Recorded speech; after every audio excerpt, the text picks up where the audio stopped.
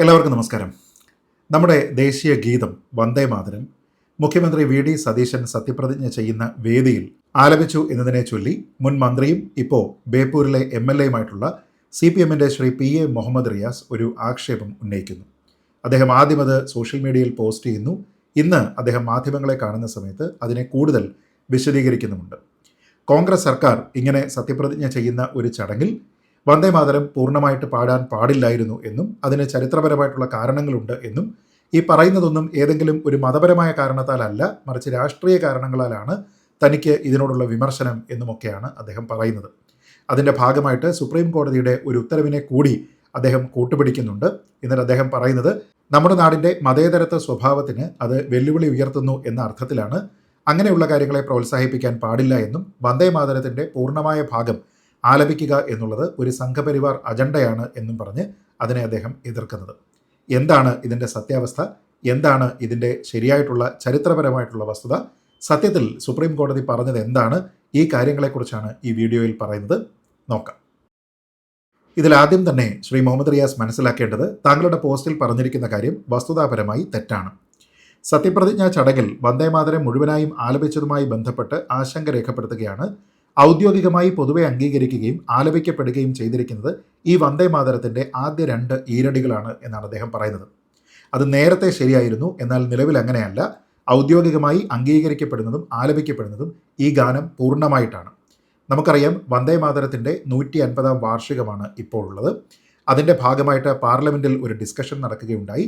ആ ഡിസ്കഷൻ്റെ അവസാനം കേന്ദ്ര സർക്കാർ തീരുമാനിച്ചിരിക്കുന്നതനുസരിച്ച് വന്ദേ മാതരം ഔദ്യോഗികമായി പാടുമ്പോൾ അതിൻ്റെ പൂർണ്ണമായിട്ടുള്ള ഭാഗങ്ങൾ എല്ലാ സ്റ്റാൻസകളും അടക്കം പാടണം എന്നുള്ളതാണ്. അതിൻ്റെ ഭാഗമായിട്ട് ഔദ്യോഗികമായിട്ട് അത് സ്വീകരിക്കപ്പെടുന്നു. അല്ലാതെ ഇപ്പോൾ ഇദ്ദേഹം പറഞ്ഞിരിക്കുന്നത് പോലെ പൊതുവെ അംഗീകരിക്കുകയും ആലപിക്കുകയും ചെയ്തിരിക്കുന്നത് വന്ദേ മാതരത്തിൻ്റെ ആദ്യത്തെ 2 ഈരടികളാണ് എന്ന് പറഞ്ഞിരിക്കുന്നത് ഇപ്പോൾ നിയമപ്രകാരമാണെങ്കിലും വസ്തുതാപരമാണെങ്കിലും തെറ്റായിട്ടുള്ള ഇൻഫർമേഷനാണ്. ഇത് മാറിയിട്ടുണ്ട്. താങ്കൾ ഇതിനെക്കുറിച്ച് ഒരു പക്ഷേ മനസ്സിലാക്കിയിട്ടുണ്ടാവില്ല എന്നുള്ളതാണ് ഒന്നാമത്തെ പോയിന്റ്. ഇനി ഇതിൻ്റെ രണ്ടാമത്തെ കാര്യം മതപരമല്ല, മറിച്ച് പൂർണ്ണമായിട്ടും രാഷ്ട്രീയമായിട്ടുള്ള കാരണങ്ങളാലാണ് താങ്കൾ ഇതിനെ എതിർക്കുന്നത് എന്നതിനെക്കുറിച്ച് പറഞ്ഞതാണ്. സത്യത്തിൽ എതിർത്തതിന് രാഷ്ട്രീയമായിട്ടുള്ള ഒരു കാരണവുമില്ല. എതിർത്തത് പൂർണ്ണമായിട്ടും മതപരമായിട്ടുള്ള കാരണത്താലാണ്. ആ എതിർപ്പ് ഇന്ത്യയിൽ എല്ലാ വിഭാഗം ആൾക്കാർക്കും ഉണ്ടായിരുന്നുമില്ല.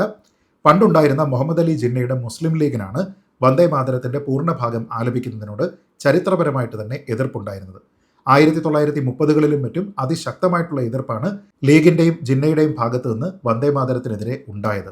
അതുകൊണ്ട് തന്നെയാണ് കോൺഗ്രസ് ഇതിനെക്കുറിച്ച് ഒരു പുനരാലോചനയ്ക്ക് മുതിർന്നത്. അതിൻ്റെ ഭാഗമായിട്ട് കോൺഗ്രസിൻ്റെ വർക്കിംഗ് കമ്മിറ്റി, ജവഹർലാൽ നെഹ്റുവും സുഭാഷ് ചന്ദ്രബോസും ഒക്കെ അടങ്ങിയിരിക്കുന്ന വർക്കിംഗ് കമ്മിറ്റിയാണ് ശരി, അങ്ങനെ ഒരു പ്രശ്നം മുസ്ലിം ലീഗിനുണ്ട് എങ്കിൽ നമ്മൾ ഇതിനെ ആദ്യത്തെ 2 സ്റ്റാൻഡ്സായിട്ട് ലിമിറ്റ് ചെയ്യാം എന്നുള്ള ഒരു തീരുമാനമെടുക്കുന്നത്. ആ തീരുമാനം എടുക്കുന്നത് 1937ലാണ്. അതല്ലാതെ സ്വതന്ത്ര ഇന്ത്യയിൽ എടുത്തിരിക്കുന്ന ഒരു തീരുമാനമായിരുന്നില്ല അത്. മുസ്ലിം ലീഗിനെ ഒന്നിച്ചു കൊണ്ടുപോവുക എന്നുള്ള ഒരു തീരുമാനത്തിൻ്റെ അടിസ്ഥാനത്തിലാണ് അങ്ങനെ ഒരു വിട്ടുവീഴ്ചയ്ക്ക് അന്ന് കോൺഗ്രസ് തയ്യാറായത്. അതല്ലാതെ കോൺഗ്രസ്സുകാരായിട്ടുള്ള ആൾക്കാർക്കോ താങ്കൾ ഈ പറയുന്ന സുഭാഷ് ചന്ദ്രബോസിനോ ജവഹർലാൽ നെഹ്റുവിനോ ഒന്നും തന്നെ ഈ ഗാനം പൂർണ്ണമായിട്ട് ആലപിക്കുന്നതിനോട് ഒരു തരത്തിലുള്ള വിരോധവും ഒരു കാലത്തും ഉണ്ടായിരുന്നതുമില്ല. അപ്പോൾ പറഞ്ഞു വന്നത് ഇത് രാഷ്ട്രീയമായിട്ടുള്ള കാരണങ്ങളാലാണ് എന്ന് പറയുന്നത് തെറ്റാണ്. അത് മതപരമായിട്ടുള്ള കാരണങ്ങളാലാണ്. കാരണം വന്ദേ മാതരത്തിൻ്റെ തുടർന്നുള്ള സ്റ്റാൻസുകളിൽ നമ്മുടെ രാജ്യത്തിൻ്റെ ശക്തിയെ ആയുധധാരിയായ ദുർഗാദേവിയുമായി ഉപമിക്കുന്നുണ്ട്. അതേപോലെ നമ്മുടെ കലകളെ, അറിവിനെ ഒക്കെ തന്നെ സരസ്വതീ ദേവിക്ക് സമാനമായിട്ടും ഒക്കെ തന്നെ ഇതിൽ വർണ്ണിക്കുന്നുണ്ട്. ഇവിടെ ഒരു കാര്യം പ്രത്യേകം ഇടതുപക്ഷക്കാരൊക്കെ തന്നെ ആലോചിക്കേണ്ടതാണ്. ഹിന്ദു മതം എന്നത് ഒരു മതം എന്നതുപോലെ തന്നെ ഈ നാടിൻ്റെ സംസ്കാരം കൂടിയാണ്. അതുകൊണ്ട് തന്നെ നമ്മുടെ സംസ്കാരത്തിൻ്റെ കൂടി ഭാഗമായിരിക്കുന്ന ചില ചിഹ്നങ്ങളെ നമ്മുടെ പ്രതീകങ്ങളായിട്ട് ഉപയോഗിക്കുക എന്നത് ഏതൊരു സംസ്കാരത്തിലും ഏതൊരു സിവിലൈസേഷനിലും നടക്കുന്ന കാര്യമാണ്. ഗ്രീക്ക് ദേവതകളെക്കുറിച്ച് നമുക്കറിയാം, റോമൻ ദേവതകളെക്കുറിച്ച് നമുക്കറിയാം. അതേപോലെ തന്നെ നമ്മുടെ ഭാരതീയ പാരമ്പര്യവുമായി ബന്ധപ്പെട്ട ദേവതാ സങ്കല്പങ്ങളെ നമ്മുടെ പ്രതീകങ്ങളായിട്ട് നമ്മളും സ്വീകരിച്ചിട്ടുണ്ട്.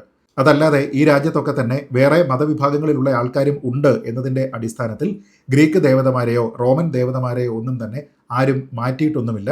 അതിനെ ഒന്നും തന്നെ ചിഹ്നങ്ങളായിട്ട് ഉപയോഗിക്കേണ്ടതില്ല എന്നുള്ള തീരുമാനവും എടുത്തിട്ടില്ല. ഇന്ത്യയിലും അതേപോലെ ഹിന്ദു മതം എന്നതുപോലെ തന്നെ ഒരു ഹിന്ദു സംസ്കാരവുമുണ്ട്. ആ സംസ്കാരത്തിൻ്റെ കൂടെ ഡീപ്പ് റൂട്ടഡ് ആയിട്ടുള്ള ചില പ്രതീകങ്ങളാണ് ഇതെല്ലാം. അത് ഉപയോഗിക്കുക എന്ന് പറയുന്നത് ഒരു തരത്തിലും നമ്മുടെ സോഷ്യൽ ഫാബ്രിക്കിന്, താങ്കൾ പറയുന്ന മതേതര ഫാബ്രിക്കിന് ഒരു തരത്തിലുള്ള വിഘാതവും സൃഷ്ടിക്കുന്നില്ല. വന്ദേ മാതരം പാടിയതുകൊണ്ട്, അതിൻ്റെ പൂർണ്ണ അർത്ഥത്തിൽ പാടിയതുകൊണ്ട് ഒരു തരത്തിലുള്ള പ്രശ്നവും ഉണ്ടാകുന്നില്ല എന്നുള്ളതാണ് താങ്കൾ തിരിച്ചറിയേണ്ടത്. ഇനിയൊന്ന്, ഇതേപോലെയുള്ള സെക്യുലർ സ്വഭാവം എന്നത് ഏതെങ്കിലും ഒരു മതവുമായി ബന്ധപ്പെട്ട ചിഹ്നങ്ങളെ, അതിൻ്റെ പുസ്തകങ്ങളെ ഒക്കെ തന്നെ പൂർണ്ണമായി ഒഴിവാക്കുന്നതാണ് എങ്കിൽ നമ്മുടെ നാട്ടിൽ അത് വലിയ ബുദ്ധിമുട്ടായിരിക്കും എന്നുള്ളതാണ് പ്രധാനം. സുപ്രീം കോടതി അടക്കം നമ്മുടെ നാട്ടിലെ ഏറ്റവും പ്രധാനപ്പെട്ട ഭരണഘടനാ സ്ഥാപനങ്ങളുടെയൊക്കെ തന്നെ ആപ്തവാക്യമായിട്ട് സ്വീകരിച്ചിരിക്കുന്ന വാക്യങ്ങളെല്ലാം തന്നെ ഹിന്ദു സംസ്കാരത്തിൻ്റെയും ഹിന്ദു മതത്തിൻ്റെയും ഭാഗമായിട്ടുള്ള ഗ്രന്ഥങ്ങളിൽ നിന്ന് എടുത്തിരിക്കുന്നവയാണ്. അതേപോലെ നമ്മുടെ നാട്ടിലെ വിവിധ ആംഡ് റെജിമെൻറ്റുകളുടെ ആപ്തവാക്യമായിട്ടും അവരുടെ വാർ ക്രൈ ആയിട്ടും ഒക്കെ തന്നെ ഉപയോഗിക്കുന്നതും ഇതേ ഹിന്ദു മതത്തിൻ്റെയും ഹിന്ദു സംസ്കാരത്തിൻ്റെയും ഭാഗമായിട്ടുള്ള ചിഹ്നങ്ങളും പ്രതീകങ്ങളും തന്നെയാണ്.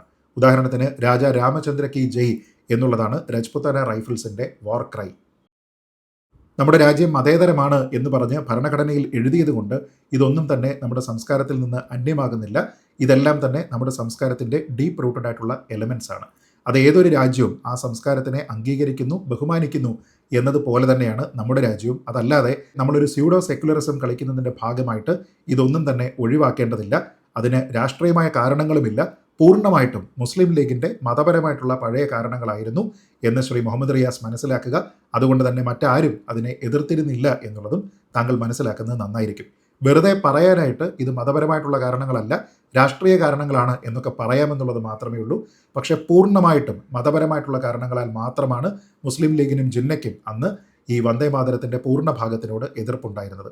ദുർഗ എന്നും അതേപോലെ സരസ്വതി എന്നുമൊക്കെ നമ്മുടെ രാജ്യത്തിനെ ഒരു സങ്കല്പത്തിൻ്റെ ഭാഗമായി പറയുമ്പോൾ അതൊന്നും തന്നെ ഞങ്ങൾക്ക് അംഗീകരിക്കാൻ കഴിയില്ല എന്നൊക്കെയുള്ള വിചിത്രമായിട്ടുള്ള വാദങ്ങളാണ് അന്ന് മുസ്ലിം ലീഗിൻ്റെ ഭാഗത്തു നിന്നുണ്ടായിരുന്നത്. ഒന്ന് ആലോചിച്ച് നോക്കുക, ഇത്തരത്തിലുള്ള പല മത സാംസ്കാരിക ചിഹ്നങ്ങളും സങ്കല്പങ്ങളും നേരത്തെ സൂചിപ്പിച്ചതുപോലെ നമ്മുടെ ആംഡ് റെജിമെൻറ്റുകളുടെ ഭാഗമായിട്ട് തന്നെ നമ്മുടെ ഭരണഘടനാ സ്ഥാപനങ്ങളുടെ ആപ്തവാക്യമായിട്ട് തന്നെ ഉപയോഗിക്കുന്നുണ്ട് എന്നുള്ളതാണ് വസ്തുത. അതേപോലെ താങ്കൾ പറയുന്നതനുസരിച്ച് പാർലമെൻറ്റിൽ പിന്നീട് ഇതുമായി ബന്ധപ്പെട്ട ചർച്ചകളുമൊക്കെ നടന്നിട്ട് നമ്മൾ ഈ രണ്ട് ഭാഗമായിട്ട് സ്വീകരിച്ചു എന്നുള്ളതാണ്. അങ്ങനെയല്ല. 1937 കോൺഗ്രസ് ഇതിൻ്റെ ആദ്യത്തെ 2 സ്റ്റാൻസ സ്വീകരിക്കാനായിട്ട് തീരുമാനിക്കുന്നു. അതിനുശേഷം പിന്നീട് നമ്മുടെ സ്വാതന്ത്ര്യത്തിന് ശേഷം ഉണ്ടായിരിക്കുന്നതെല്ലാം വളരെ ലിമിറ്റഡ് സ്കോപ്പിലുള്ള ചർച്ചകൾ മാത്രമാണ്. നമ്മൾ ഇതിനെ നാഷണൽ ആന്തമാക്കണോ നാഷണൽ സോങ് ആക്കണോ തുടങ്ങിയ കുറേയധികം ചർച്ചകളും അവസാനം നാഷണൽ ആന്തമായിട്ടുള്ള ജനഗണമനയ്ക്ക് തുല്യമായിട്ടുള്ള പ്രാധാന്യത്തോടു കൂടി നമ്മളിതിനെ സ്വീകരിക്കുന്നു എന്നൊക്കെയുള്ള തീരുമാനങ്ങളാണ് അന്ന് എടുത്തിരുന്നത് എന്നതിനെക്കുറിച്ച് കൂടി താങ്കൾ മനസ്സിലാക്കുന്നത് നന്നായിരിക്കും. ഇനി ഇതിലേറ്റവും തെറ്റിദ്ധാരണാജനകമായിട്ടുള്ള ഒരു കാര്യമാണ് താങ്കൾ പറയുന്നത്.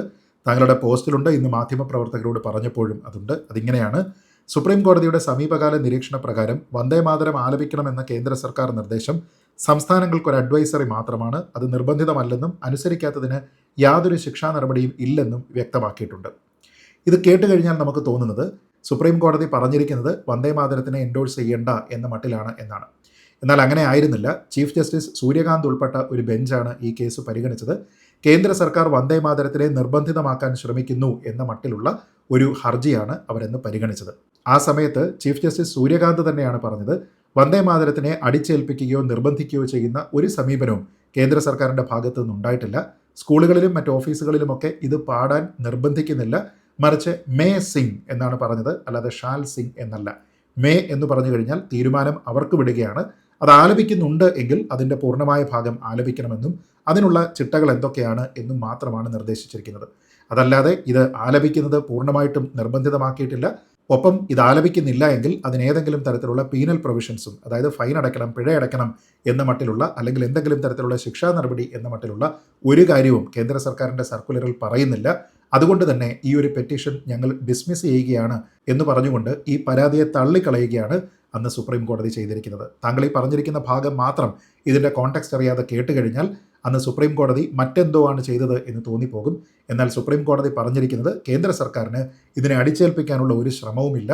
അതുകൊണ്ട് തന്നെ പീനൽ പ്രൊവിഷൻസ് ഇല്ല, പാടാനായിട്ട് നിർബന്ധിക്കുന്നില്ല, പാടിയാൽ ഇന്ന രീതിയിൽ പാടണം എന്ന് മാത്രമേ പറഞ്ഞിട്ടുള്ളൂ. അതുകൊണ്ട് തന്നെ നിങ്ങളുടെ പരാതി എൻ്റർടൈൻ ചെയ്യാൻ നിർവാഹമില്ല എന്ന് പറഞ്ഞാണ് അന്ന് ആ കേസ് സുപ്രീം കോടതി തള്ളിയത് എന്നുള്ളതാണ് ഏറ്റവും ചുരുക്കം താങ്കൾ മനസ്സിലാക്കേണ്ടത്.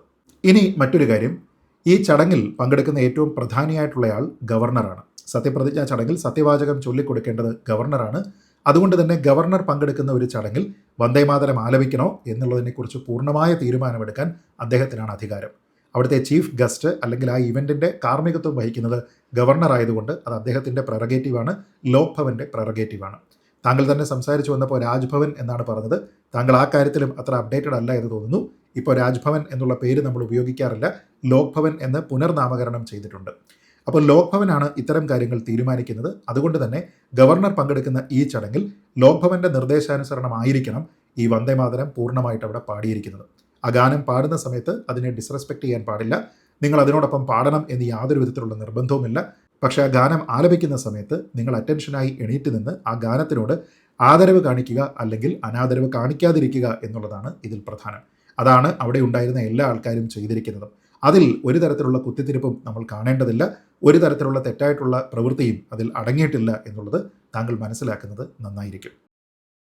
ചുരുക്കി പറഞ്ഞാൽ, മതപരമായിട്ടുള്ള കാരണങ്ങളാൽ പഴയ മുഹമ്മദ് അലി ജിന്നയുടെ മുസ്ലിം ലീഗ് പറഞ്ഞിരുന്ന ചില കാര്യങ്ങളെ കൊണ്ടുവന്ന് അത് മതപരമായിട്ടുള്ള കാരണമല്ല, രാഷ്ട്രീയമായിട്ടുള്ള കാരണമാണ് എന്ന് പറഞ്ഞുകൊണ്ട് വന്ദേമാതരം ഗാനം അതിൻ്റെ 150-ാം വാർഷികത്തിലെത്തി നിൽക്കുന്ന സമയത്ത് നമ്മുടെ സ്വാതന്ത്ര്യ സമര പ്രസ്ഥാനത്തിന് അത് നൽകിയിരിക്കുന്ന ഊർജ്ജം എത്രയാണ് എന്നതിനെക്കുറിച്ച് ഒരു തരത്തിലുള്ള പരിഗണനയും നൽകാതെ അതെന്തോ ഒരു വിഭാഗീയത ഉണ്ടാക്കുന്ന ഗാനമാണ്, അതൊരു സംഘപരിവാർ അജണ്ടയാണ് എന്ന മട്ടിലേക്കൊക്കെ തന്നെ പ്രചരിപ്പിക്കാനായിട്ട് മന്ത്രിയായിരുന്ന ഒരാൾ ശ്രമിക്കുക എന്ന് പറയുന്നത് അത്യന്തം ദാരുണമാണ് എന്ന് മാത്രമേ പറയാനുള്ളൂ. അതുകൊണ്ട് തുടർന്നും നമ്മുടെ നാട്ടിൽ സാധ്യമായ എല്ലാ അവസരങ്ങളിലും വന്ദേമാതരം ആലപിക്കപ്പെടട്ടെ. അത് നമ്മുടെ സ്വാതന്ത്ര്യ സമര പ്രസ്ഥാനത്തിൻ്റെ ഭാഗമായിരുന്ന, അതിന് നേതൃത്വം നൽകിയിരുന്ന, അതിൽ അണിചേർന്നിരുന്ന ഓരോ ഭാരതീയനോടുമുള്ള നമ്മുടെ രാജ്യത്തിൻ്റെ, നമ്മുടെ ആദരമായിരിക്കും എന്ന് മാത്രം ശ്രീ മുഹമ്മദ് റിയാസിനെ ഓർമ്മിപ്പിച്ചുകൊണ്ട് ഈ വീഡിയോ അവസാനിപ്പിക്കുന്നു. ജയ് ഹിന്ദ്, വന്ദേമാതരം.